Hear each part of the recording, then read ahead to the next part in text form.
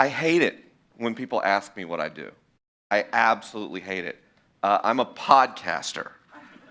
So people are like, oh, my nephew podcasts after school. It's like, no, I do it. I do that for a living. I'm a professional podcaster. So sometimes I'll try to dodge the whole podcaster thing, and I'll say, well, I'm an author. I write books. And the problem with either talking about books or podcasts is I figure out how quickly we take a functional view of each other. People are trying to assess how I contribute to society and what I'm all about. And I just don't think author or podcaster gets it. And so when I'm in the back of an Uber and my Uber driver wants to know what I do, I just don't know that podcasting and writing books describes it. And I've really been trying to figure out, what do I do? And I realized my work is about de-stigmatizing things. I have conversations that people don't like to have for a living. And I tell you that tonight because my talk is about something that almost no one wants to talk about. And I'm going to be extremely honest and extremely vulnerable as we go through that. So I just want to take a moment to tell you, don't forget to breathe. If in this room something I say brings up something in your past into this room, I want you to know that I support you doing what you need to do to be healthy, even if that's walking out in the middle of my talk. And if you're watching online and something I say triggers something in your past, just hit the pause button, take a breath, and come back later, because I'll be here. That's how the internet works.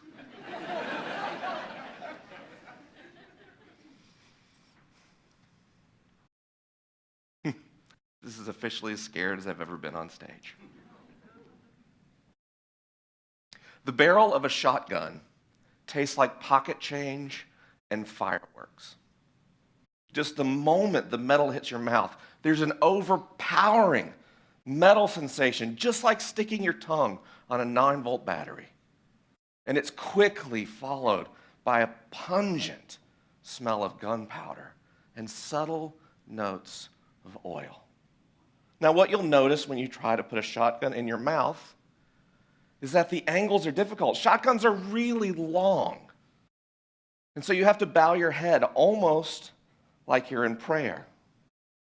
But if your goal is to take your own life and you do the research ahead of time, you realize that many people fail to die by suicide with a shotgun because they get the angle wrong. And so, very difficultly, you tilt your head back to try to maximize the amount of shell that penetrates your gray matter. When you do so, the barrel sight will press painfully into your gums behind your front teeth. It really hurts. It will actually bring tears to your eyes. But the pain seems passable because you only have a few moments left to live. Unfortunately, I didn't realize how hard it is to reach the trigger of a shotgun when it's in your mouth. So rather awkwardly, I had to reach down and remove a shoe and slip off the sock so I could put my toe in the trigger.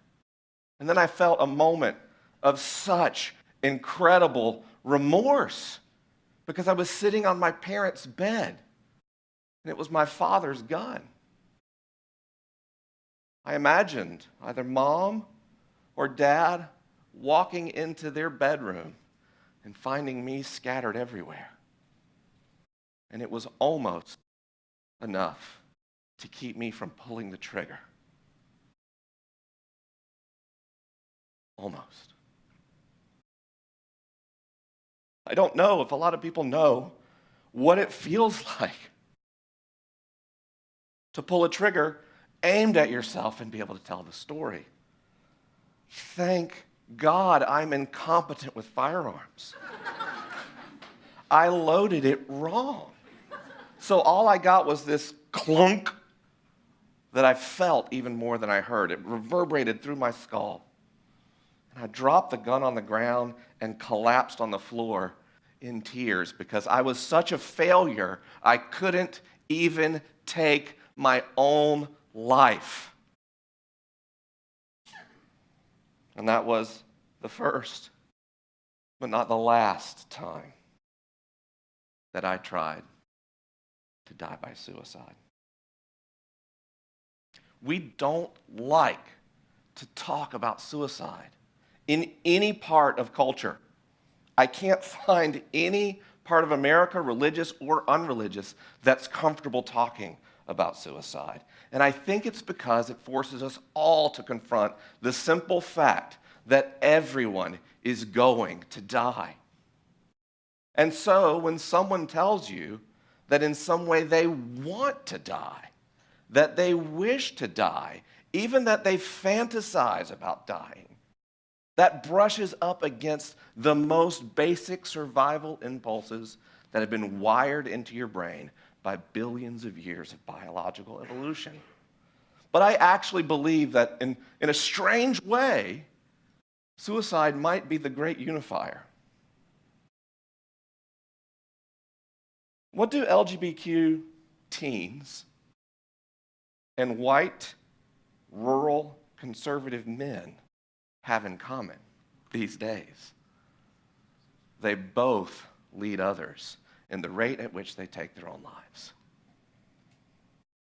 But we don't like to talk about that. We don't like to talk about the fact that there are suicide corridors in this country around the Mountain West where rates for men and women skyrocket with suicide.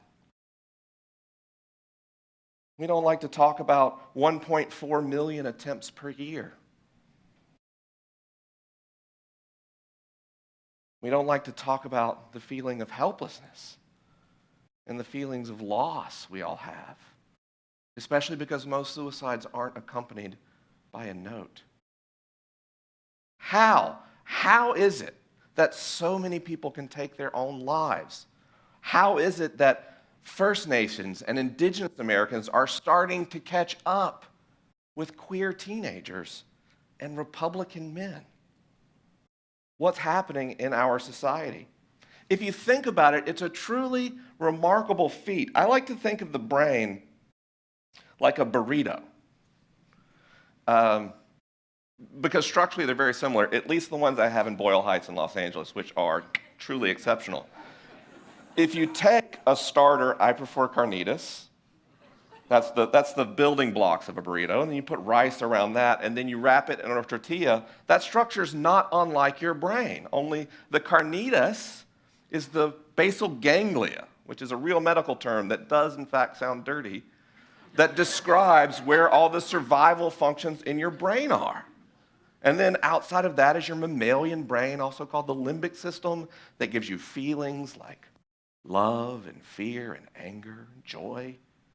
And then wrapped around that is your neocortex, which is actually about as thick as a tortilla. It's just wrinkled up and rolled up. Well, in that apparatus, the part of your brain that makes decisions and has rational communication is about as big around as a quarter and as thick as a tortilla. And I want you to think about that in capacity of the entire brain. It's a tiny patch of tissue. And yet somehow that little patch of tissue is able to begin a process we see almost nowhere else in the animal world. The only animals that willfully end their lives are highly intelligent. Dolphins can end their own lives. For example, their breath process is voluntary, unlike our involuntary breathing process. And sometimes when dolphins are kept in captivity and they've had enough, they simply sink to the bottom of a tank and never breathe again. And I think our fundamental ignorance about how suicide happens in the brain and the psychology behind it is what makes us feel so powerless to talk about it in every form of community in the West. And I, as an expert in suicide, have searched for years and years for something in the academy that could provide insight. And it's funny that the theory I found that compels me the most actually came out of Florida State University, which is in Tallahassee, Florida, where I grew up. There's a man there named Thomas Joyner, and he's devoted his professional career to researching suicide. It's probably related that his gregarious and outgoing Southern father took his own life when Thomas was still young. And he's come up with one of the only data-driven, comprehensive theories of suicide that I'm aware of. And if you take nothing from this talk today, I hope you take away these 3 simple ideas. They're core beliefs that someone has to have to enter a state of suicidality. Number 1, I am alone. We're social primates. We are, in fact, the most social of all the primates on Earth. I don't know if you've ever seen 500 chimpanzees in a room at the same time, but I'm guessing you have not. And yet, this is not an exceptionally large crowd of Homo sapiens. We're extremely social. In fact, so social that we equate survival with social standing. We have flight or fight responses over our reputations. So when we believe that we're alone, we question if it's worth the effort to continue to survive. Belief number 2, I am a burden on others. When people believe that they're a burden on other people, especially in cases of mental health difficulties or chronic illness, they believe that what they contribute to relationships is net negative. And we never talk about this because we're Westerners. We're Protestants. We're Catholics. If there's one thing the church has in common, it's this ridiculous notion that we're supposed to be self-sufficient. It's the unifying bond of American religion, especially white American religion. Pull yourself up by your own bootstraps. A few years ago, I fell off of a motorcycle and struck my head on the ground quite hard. My brain bled in 2 places. And the first talk I gave after that event, I stood on stage and about 5.5 minutes into the talk, had no idea what to say next. And it means that whenever I talk, even if notes aren't allowed, I have to have a little clicker because every 5 minutes I have to see the next thing I'm going to talk about or I can't do it anymore. And when I talk about that with people who've asked me to come speak at their institutions, do you know how I feel? I feel terrible because I feel like I'm a burden. I'm an adult who's been diagnosed with autism spectrum disorder. And it's always sad to me that my best friend, who's my wife, is really also my full-time caretaker in a way that the public can't imagine. And so often, I, a relatively successful D-list internet celebrity, I think it's hard for people to imagine how much I feel like a burden to my wife and to the people I work with at the liturgists and to my close friends because, folks, I actually can't get through the day on my own. Now, if you believe that you're alone, that no one really cares for you, no one accepts you as you are, and you're a burden, those 2 things create suicidality. They create a suicidal imagination or thoughts of suicide, the contemplation of suicide, and people can stay in that space for years. But it takes a 3rd belief to take you from suicidal imagination to attempting to die by suicide. And that 3rd belief is I am not afraid to die. Fear of death is hardwired into the human organism. I escaped it through a particular belief that even if I took my own life, I would go to heaven. And that belief, that suicide was not an unpardonable sin, is what made me confident enough to pull a trigger on a gun aimed at my skull. But that's not the only reason people lose the fear of death. Oddly enough, when we look at people who are taking antidepressants, we find that they are at an elevated suicide risk. And if you think about it, how could a medication that helps treat mental illness and makes you feel better lead to an increase in the suicide rate? Because the same mechanism in an antidepressant that makes depression seem more distant also makes your fear of death feel more distant. And so, ironically, when people have the first two beliefs in their mind, it is in fact the antidepressant that helps them get the rest of the way to try and take their own life. I am alone. I am a burden. I am not afraid to die.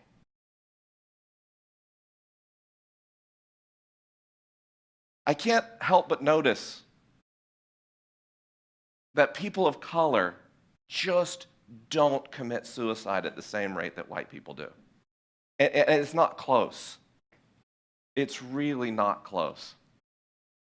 Something about our culture, the dominant culture, the normative culture in the United States, has idolized self-sufficiency to a degree that we can't reach out to the people closest to us when we're struggling to literally survive every single day. We are too afraid to be real because we're so afraid of looking bad.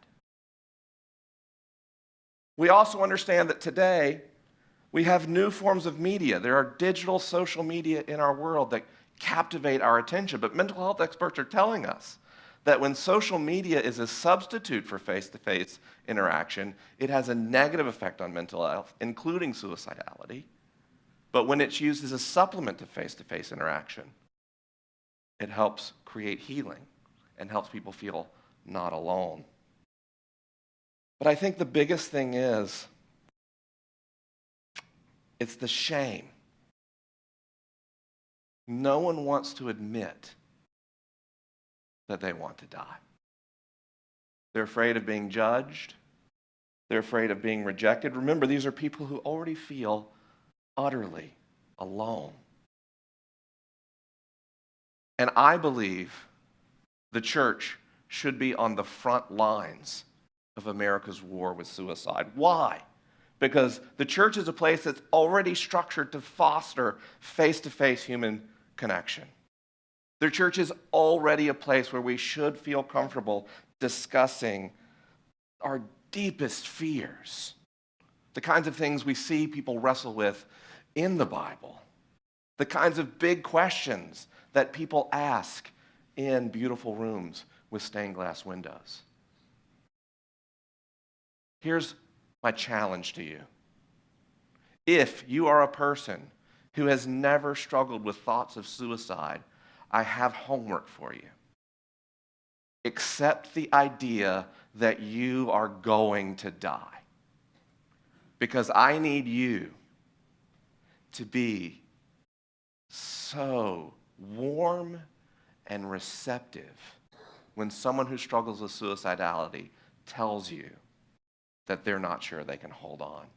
I need you to be able to respond with 2 words. Thank you. We've got to get to a place in society where there is no shame talking about suicide. And so if you're a person who struggles with suicidality, let me tell you this. At least once a month, for more than 25 years, I've heard a weekly call from the sirens of suicidality. That it takes nothing more than a particularly bad day at the office for me to wonder if I should keep going. And I'm not wrong, I'm not broken, and I'm not a sinner. I'm just someone who survived a really hard life. And so whatever road has brought you to this point in your life, let me say, you are not alone. And I am so glad you're here with us.